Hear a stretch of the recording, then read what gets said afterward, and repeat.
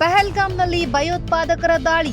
ಈ ಹಿನ್ನೆಲೆ ವಿಜಯನಗರ ಜಿಲ್ಲೆ ಹೊಸಪೇಟೆಯಲ್ಲಿ ಪ್ರತಿಭಟನೆ.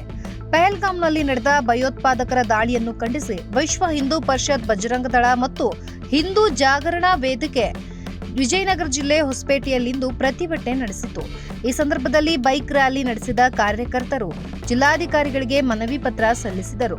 ಈ ವೇಳೆ ಹಿಂದೂ ವಿಶ್ವ ಪರಿಷತ್ತಿನ ಉತ್ತರ ಪ್ರಾಂತ್ಯದ ಮಾತೃಶಕ್ತಿ ಸಂಯೋಜಕಿ ಮೀರಾ ರಘುಪ್ರಸಾದ್, ವಿಶ್ವ ಹಿಂದೂ ಪರಿಷತ್ ಬಜರಂಗ ದಳದ ಜಿಲ್ಲಾ ಸಹ ಸಂಯೋಜಕ ನಾಗಾರ್ಜುನ್, ಬಜರಂಗ ದಳದ ಜಿಲ್ಲಾ ಸಂಚಾಲಕ ತಿಪ್ಪೇಸ್ವಾಮಿ, ಶ್ರೀರಾಮ ಸೇನೆಯ ತಾಲೂಕು ಅಧ್ಯಕ್ಷ ಜಗದೀಶ್ ಸೇರಿದಂತೆ ಹಲವು ನಾಯಕರು ಉಪಸ್ಥಿತರಿದ್ದರು.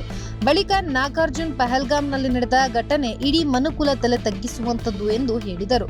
ತಿಪ್ಪೇಸ್ವಾಮಿ ಭಯೋತ್ಪಾದಕರ ಕೃತ್ಯವನ್ನು ಖಂಡಿಸಿ ಜಿಲ್ಲಾಧಿಕಾರಿಗಳ ಮೂಲಕ ರಾಜ್ಯಪಾಲರಿಗೆ ಮನವಿಯನ್ನ ಸಲ್ಲಿಸಲಾಯಿತು ಎಂದರು.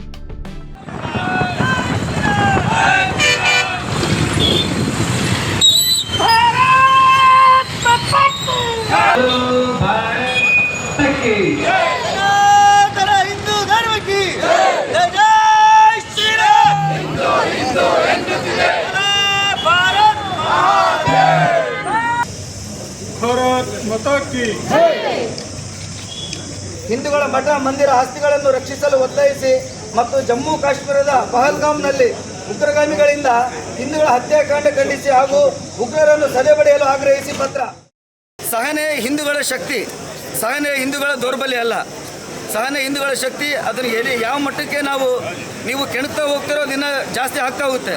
ಆದ ಕಾರಣ ಕೇಂದ್ರ ಸರ್ಕಾರ ಪೂರ ಪಾಕಿಸ್ತಾನ ಅಂತ ಏನಿದೆ ಅಲ್ಲ, ಅವ್ರಿಗೆ ಇವಾಗೇನು ಒಳ್ಳೆಯ ಒಂದು ನಿರ್ಧಾರ ತೊಗೊಂಡಿದ್ದಾರೆ. ಮುಂದಿನ ದಿನಗಳಲ್ಲಿ ಉಗ್ರವಾದವನ್ನು ಬೇರೆ ಸಮೇತ ಕಿತ್ತು ಹಾಕ್ಬೇಕಂತೇಳಿ ಕೇಳ್ಕೊತೀವಿ.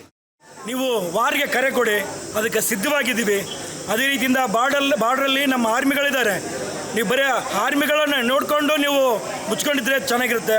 ಇಲ್ಲಾಂದರೆ ಭಾರತದಲ್ಲಿ ಪ್ರತಿಯೊಬ್ಬ ಹಿಂದೂ ಮನೆಗಳಲ್ಲಿ ತಗೊಂಡು ಒಬ್ಬೊಬ್ಬ ಯೋಧ ಇದ್ದಾನೆ, ಹಿಂದುತ್ವ ಕಾಪಾಡುವಂಥ ಶಕ್ತಿ ಯುವಕರಲ್ಲಿದೆ ಅಂತಂದೇಳಿ ಇವರಿಗೆ ಒಂದು ಎಚ್ಚರಿಕೆ ಕೊಡೋದ್ರ ಮೂಲಕ.